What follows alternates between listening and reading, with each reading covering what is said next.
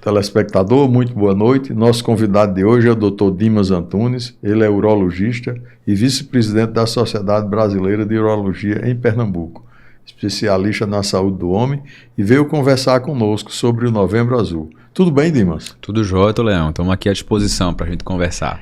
Ô, Dimas, a incidência do câncer de próstata ainda é muito alta? Sim, né? O câncer de próstata é um câncer mais comum do homem, né? Quando a gente afasta o câncer de pele e não melanoma. Então, ele é um câncer muito prevalente, né? Então, realmente é o câncer mais comum que acomete a população masculina.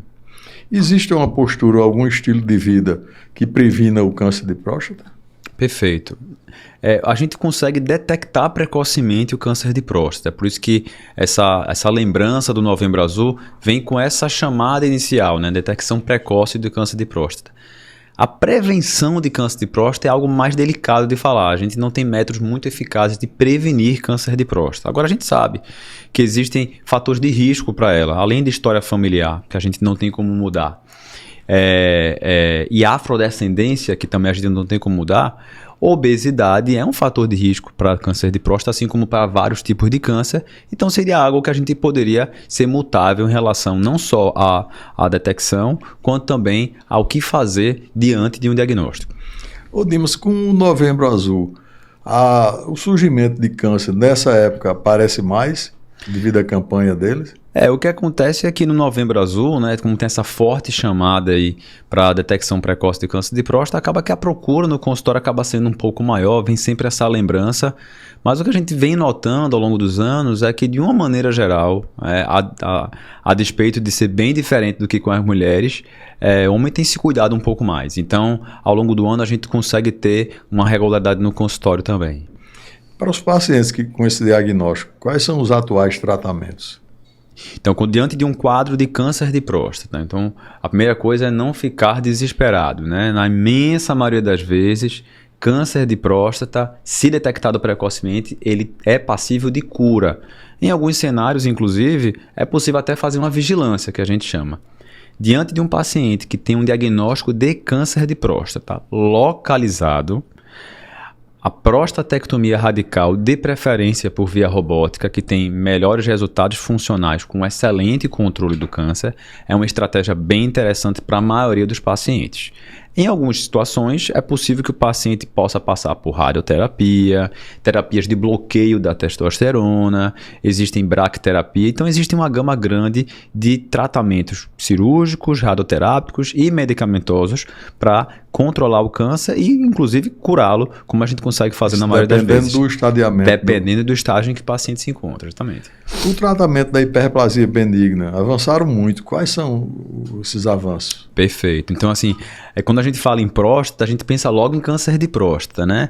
Mas a doença mais comum desse órgão não é câncer de próstata. A doença mais comum da próstata é a hiperplasia prostática benigna, conhecida como crescimento benigno da próstata, etc. O que é que o paciente sente quando está diante desse quadro? O paciente tem aumento da frequência urinária, o jato urinário mais fraco, várias idas noturnas ao banheiro. Existem remédios que podem melhorar esses sintomas, mas o tratamento cirúrgico avançou muito, inclusive com tratamentos endoscópicos. Então, hoje, a gente conta com laser de alta potência para conseguir fazer uma enucleação adequada desse órgão, o paciente ter um bom fluxo urinário sem que tenha outros efeitos adversos.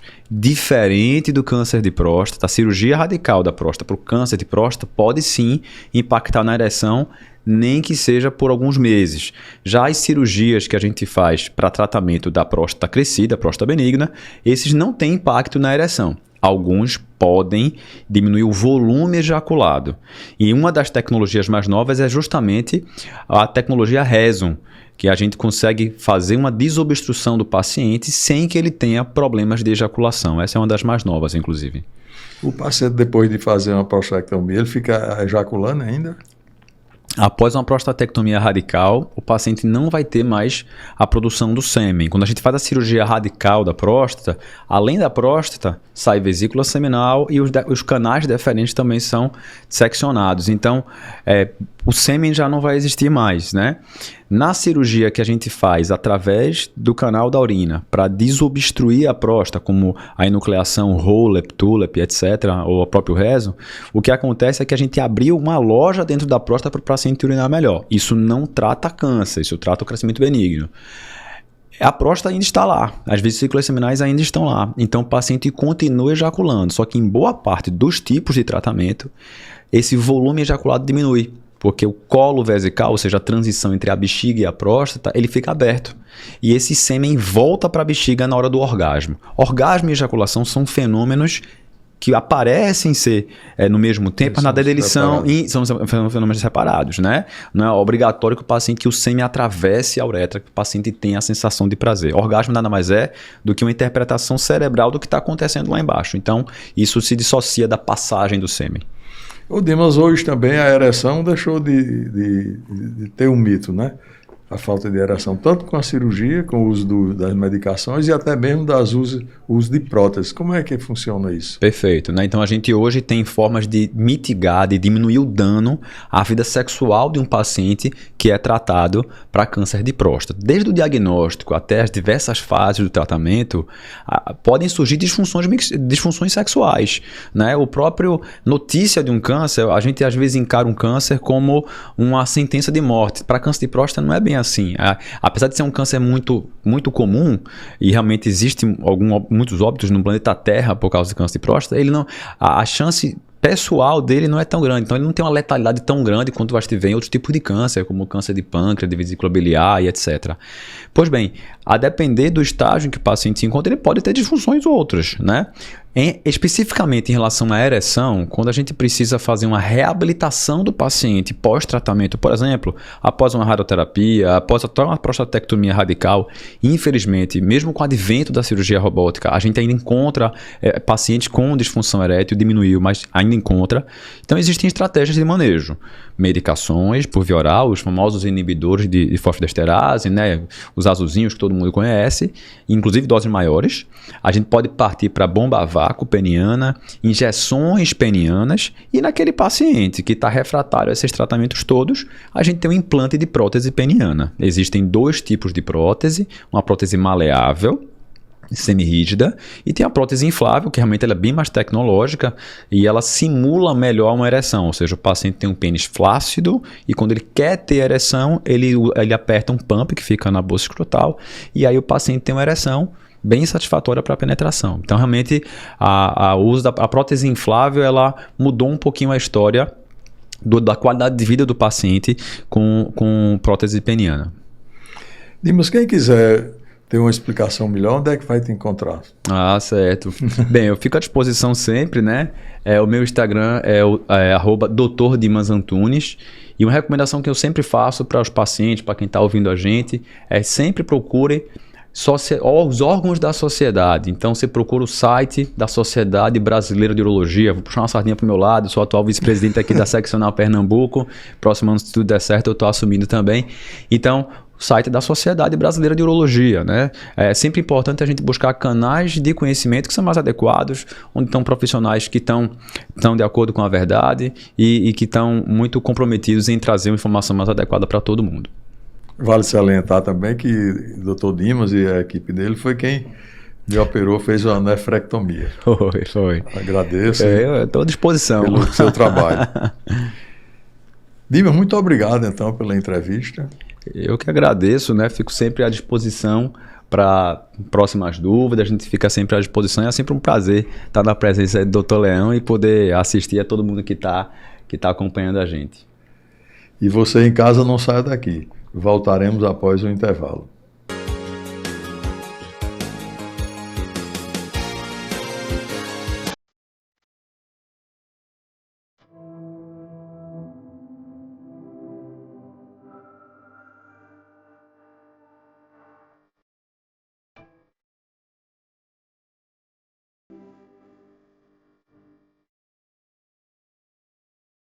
O Roberto passou por aqui já? Sim, já passou sim. Viu seus exames, tudo certinho, tudo direitinho?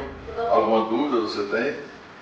Só o tempo, quanto tempo vai durar a cirurgia? O tempo que vai durar é em torno de uns 40 minutos, mas a gente normalmente em cirurgia não cronômetra o tempo não. O importante é a cirurgia ficar boa. Às vezes não adianta de nada eu ganhar 10 minutos, 15 minutos da cirurgia e o resultado não ficar bom, entendeu? Um pouco nervosa. Mas não fique nervosa não, que daqui a pouco vai passar tudinho, você está aqui de volta, está tudo certinho. Você da tardezinha já vai embora para casa, está bem para noite. Porque ele saiu aqui. Sai hoje ainda, viu? Ok? Tudo bom. Daqui a pouco o menino vem pegar você na maca para ir para o bloco segundo. Lá a gente vai fazer a sua cirurgia. Ok?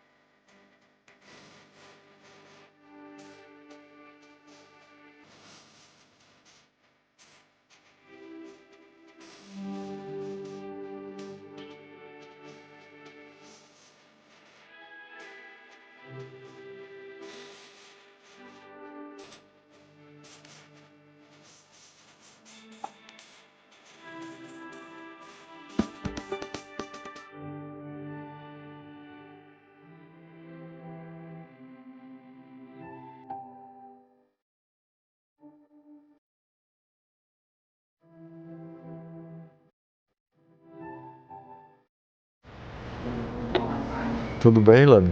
Tudo bem. Agora que a gente já viu o passo a passo da cirurgia de Ilane, vamos conversar com ela a respeito de como é que foi todo esse processo, desde o pré-operatório ao transoperatório e agora como é que você encarou isso aí tudinho. Tudo bem. Realmente, eu não estava esperando no momento. Foi uma surpresa quando você veio falar comigo e a gente combinou tudo. Então, assim, era um sonho. Era um sonho que eu tinha, porque realmente, depois da minha amamentação, eu fiquei sem peito nenhum. E, assim, era um sonho realmente.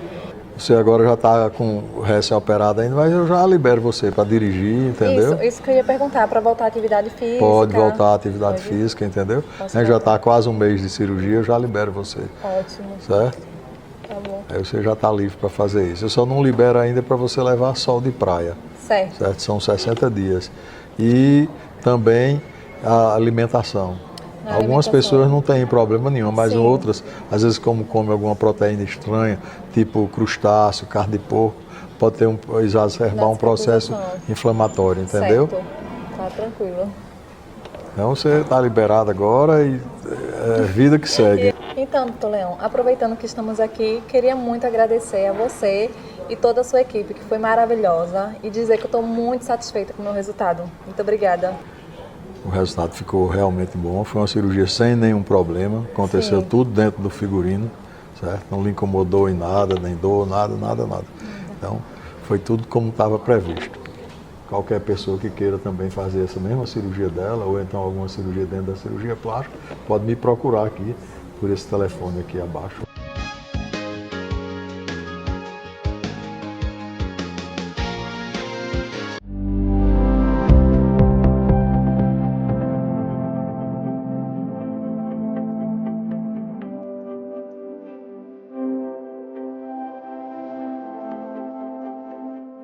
E a nossa convidada de hoje é a doutora Priscila Santos. Ela é tricologista e especialista em transplante capilar. E com uma vasta experiência no segmento, ela vai nos falar um pouco sobre os cuidados do pré e pós-cirurgia do transplante. Doutora, por que você escolheu essa especialidade dentro da medicina estética? Jussiana, eu posso falar que eu senti na pele, né? E assim, na pele do couro cabeludo. Porque eu tenho duas condições do couro cabeludo, que é a alopecia androgenética de padrão feminino e também tenho psoríase capilar. Então, quando tudo começou, eu comecei a perceber queda, eu percebi afinamento e aquelas casquinhas que sempre incomodavam. E entre um profissional e outro, eu fui estudando e pesquisando. E para cuidar de mim também e de algumas pessoas da minha família que têm outras condições capilares, fui me interessando pelo mundo da tricologia e logo em seguida do transplante capilar. Doutora, Qual a técnica de transplante capilar que a senhora usa? É o método FUE, o FUT ou outros? Bom, Luciana, eu utilizo a técnica FUE, em que a gente retira unidades foliculares na extração.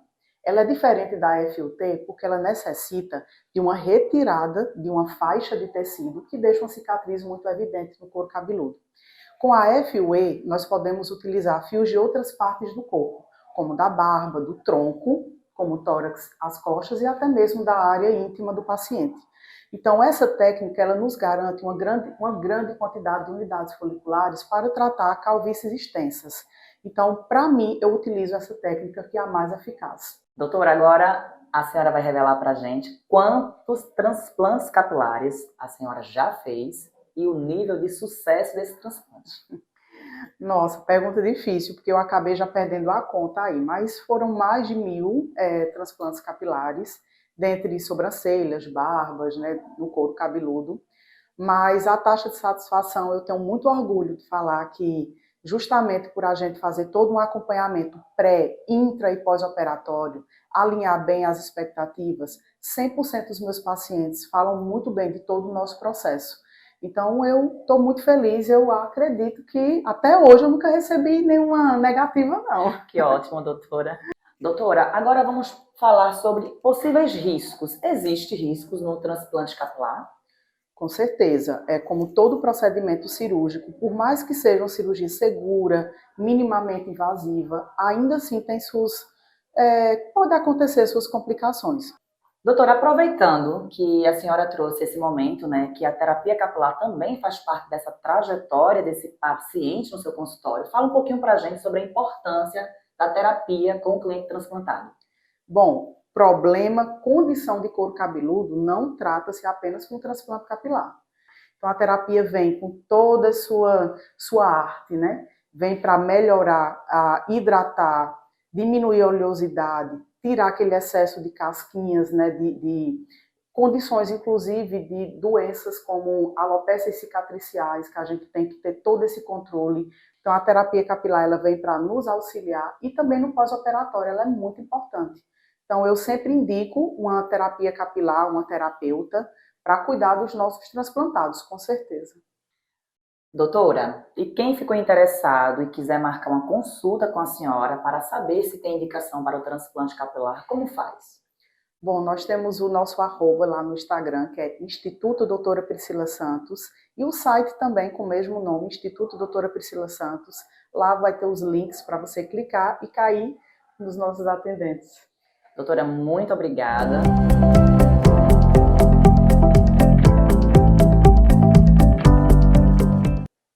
Luciana, agora é a minha vez. Vou fazer umas perguntinhas para você. Fala sobre a Revita Fio e como a clínica começou.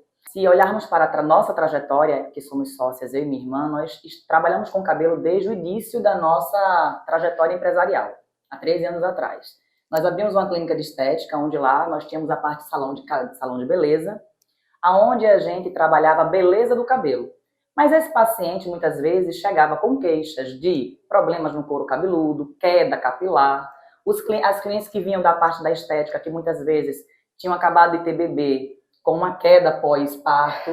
E aí identificamos um mercado, uma fatia muito interessante de mercado, e uma oportunidade também de nos especializarmos nesta área. Luciana, sabemos que existem muitas clínicas capilares. Qual seria o diferencial de vocês? Doutora, o grande diferencial da Revita Fio é que nós trabalhamos uma tríade, né? De que nós entendemos que é importante analisar para o paciente ter sucesso no tratamento dele. Então, a gente tem que ter um couro cabeludo saudável, o paciente tem que tratar muitas vezes deficiências de dentro para fora e termos tecnologia de ponta para que esse paciente tenha um resultado extraordinário. Então, essas 3 situações vão fazer com que o nosso paciente ele tenha sucesso no resultado. Luciana, e como seria esse método que vocês trabalham? Na realidade, doutora, diante dos estudos que nós fizemos, nós entendemos que o cabelo ele passa por um processo de afinamento, perda de nutrientes, e ele começa a ficar adormecido e muitas vezes ele não tem força para nascer novamente. Por que reprogramação? Porque nós devolvemos nutrientes necessários para esse fio, aonde a gente restabelece a saúde capilar, devolvendo os nutrientes, e em seguida esse cabelo volta a ter espessura e ficar novamente aparente. E para a gente que trabalha com transplante capilar, essa reprogramação seria interessante? Demais. Inclusive, nós temos hoje procedimentos aqui pré-transplante capilar e pós-transplante capilar. E a senhora sabe a importância do paciente que tem os cuidados desse couro cabeludo, inclusive para o sucesso do transplante ser os 100% como a senhora já tem em seu consultório. Então, Luciana, se alguém tiver interessado em conhecer um pouco mais sobre o trabalho de vocês, sobre essa tecnologia que vocês criaram, como é que ele faz para encontrar? É super simples, hoje vocês nos acham através do nosso Instagram, Revita Fio Parnamirim, onde lá vai ter a nossa equipe comercial que vai te atender, vai tirar já algumas dúvidas e vai te encaminhar para o mais importante, que é o diagnóstico da sua deficiência para te dar um plano estratégico para a sua solução.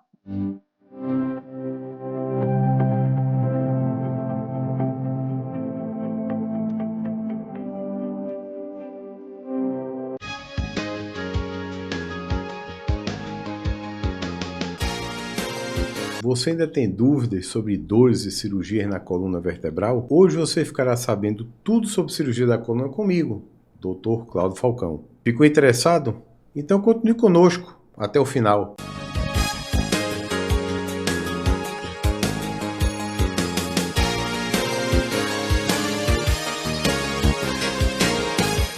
Para este episódio, eu convidei a colega farmacêutica e nutricionista, doutora Juliana Mena Barreto, para participar.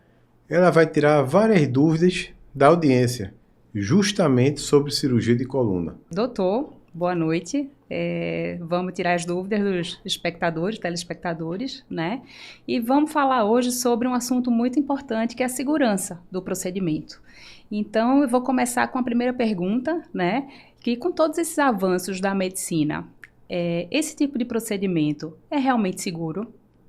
Sim, é uma pergunta muito interessante, Juliana, porque todas as técnicas cirúrgicas evoluem em todas as especialidades e sempre com uma finalidade, de dar mais segurança ao paciente, segurança para quem opera e principalmente trazer resultados melhores do que as técnicas que existiam anteriormente. Então, todas as técnicas cirúrgicas de coluna vertebral que a gente vê nessa última década têm tido evolução crescente, cada vez mais seguras, cada vez mais minimamente invasivas, tudo com a finalidade de restabelecer a qualidade de vida ao paciente o quanto antes, para que ele rapidamente volte a ter o seu convívio familiar, seu convívio social, trabalhar normalmente. Então, são técnicas extremamente seguras e eficazes. Maravilha. E quando essa cirurgia é realmente necessária? Bem interessante essa pergunta, porque não é todo problema de coluna que vai ser resolvido com cirurgia ou com algum procedimento. Quase 90% dos casos a gente consegue resolver com um tratamento chamado conservador. Com a medicação adequada, um esquema de reabilitação adequado, mudanças de hábitos de vida. Então, apenas 10% dos pacientes não vão melhorar com esse tratamento conservador. Aí sim, a gente começa a conversar e a prospectar alguns procedimentos minimamente invasivos para o tratamento da dor na coluna, que vão dos mais simples até um pouco mais complexos. Ô, doutor Cláudio, e quais os cuidados garantem a segurança durante a cirurgia? Bem, durante o procedimento, o paciente é acompanhado pelo anestesista, obviamente.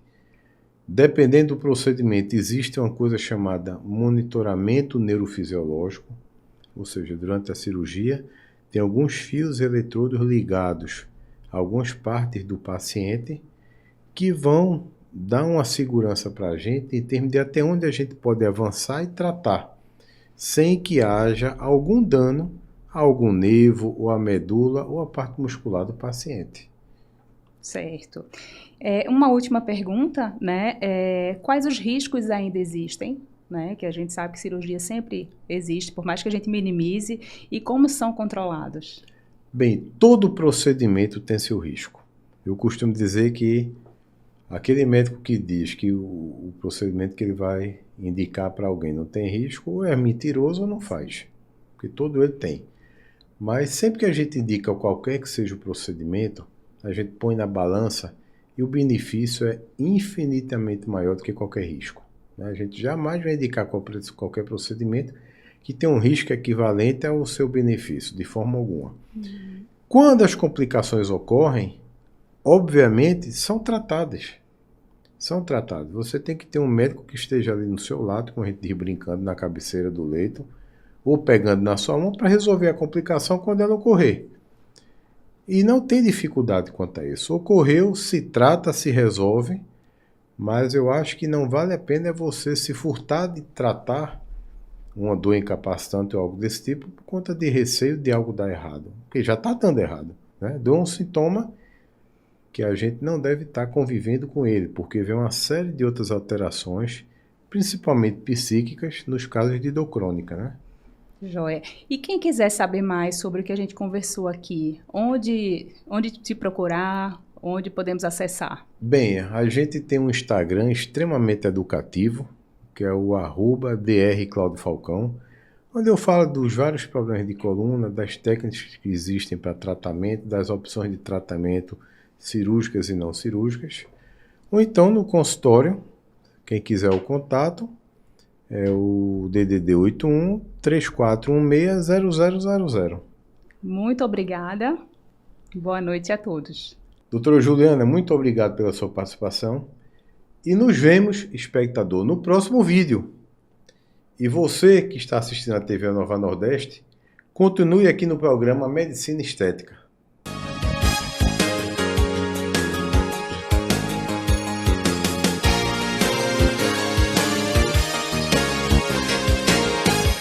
Olá, sou Andréa Negreiro, sou neuropsicopedagoga e hoje estou aqui para entrevistar o nosso doutor Leão. Tudo bom, doutor Leão? Tudo bem, André. E aí, preparado para essas perguntas? Então. Doutor Leão, é comum a gente ver atualmente a questão da bariátrica, né? As pessoas obesas, elas tendem a fazer a bariátrica. Hoje tem a Jojo Todinho, que está aí na mídia, e recentemente ela passou por uma cirurgia plástica. Qual é a necessidade, quais são os cuidados que um ex-obeso ou um bariátrico precisa fazer antes das cirurgias plásticas? Geralmente o paciente que fez a cirurgia bariátrica, depois de 2 anos, ele vai chegar no peso que seria o ideal para começar a fazer a cirurgia plástica. Seria como uma bola que secou e está sobrando o plástico, no caso a pele. E o cirurgião vai fazer um planejamento para que comece a fazer essa cirurgia. Geralmente na mulher a mama fica mais flácida, os braços ficam mais flácidos, o rosto, o abdômen e as pernas. Então, dentro de um planejamento, a gente vai ver qual seria os fatores a trabalhar primeiro. Não é normal que num paciente pós-bariátrico exista sempre uma anemia. As taxas de hemoglobina não vão ser as mesmas, a gente já sabe disso, e é uma cirurgia que não pode ser também muito longa e não sangre muito. Então, tem que fazer uma programação. Normalmente, em mulher, a gente começa com mama e com barriga, depois trabalha os braços e as pernas e, por fim, o rosto. Então, essas cirurgias são planejamentos, são etapas. São várias etapas. Não é entendeu? tudo feito no mesmo dia. Não pode fazer no mesmo dia, exatamente por essa escassez da hemoglobina. O paciente que faz uma bariátrica, ele não produz o sangue na mesma quantidade que seria o normal. A gente já sabe que tem, que a gente chama uma anemia pós-cirúrgica, entendeu? Entendi. E tem alguma contraindicação, algum cuidado que esse paciente ele precisa tomar antes dessa cirurgia? Precisa. A cirurgia ela restringe a absorção de alguns elementos, principalmente vitaminas e minerais. Então, é preciso que haja um suplemento que anteceda a cirurgia para que a recuperação seja de boa qualidade, principalmente na cicatrização, porque a cicatrização requer muitos elementos, principalmente as vitaminas, para que o organismo cicatrize com boa qualidade. É verdade que depois que a pessoa faz essa cirurgia, é importante que ela faça exercícios e isso vai melhorar a tonicidade da pele no momento da cirurgia? Exatamente. É importante que faça uma musculação para que a pele não fique tão flácida. aí E facilita depois a também, cirurgia, no facilita no caso. E a Vai ser uma recuperação? remoção menor, a recuperação bem melhor. Entendi. Doutor Leão, quero aproveitar e pedir para o senhor deixar o seu contato para que nossos amigos que estão nos assistindo possam entrar em contato com o senhor. O meu contato são as redes sociais através do Instagram, Manuel Emílio Leão.